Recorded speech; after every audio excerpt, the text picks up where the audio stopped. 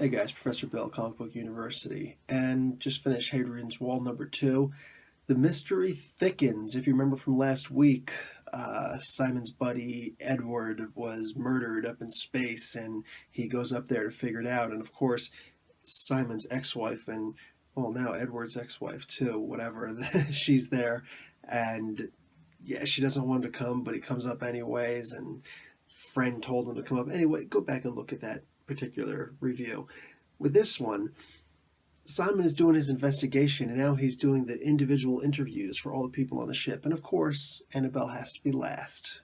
So, in his search, the mystery gets a little bit better. He'd asked for a toxicology report from the ship's doctor before.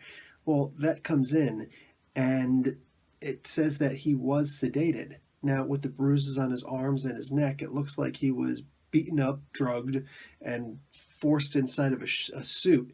They show on here that those suits that he was out doing the EVA on are too heavy for most people to put on by themselves. There's actually only one person on board who we know of who can put the suit on by himself. They're not sure if Edward could have or not. So, interesting. More than that, we see that the ship's captain is kind of a butthead. But, he's a captain. He kind of has to be.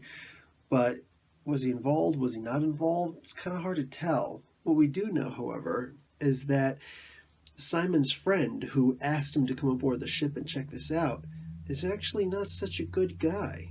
Okay, he was not the one who flushed his painkillers down the toilet, so to speak, into space. No, that was somebody else. The person who he's talking to, a person in the shadows wearing a cowl. Interesting. And this person is deferring to him a little bit, even though he acts a little bit aggressively, he or she. We're not totally sure. We know that his partner is in on this. We just don't know exactly what. So they give Simon about a day or two.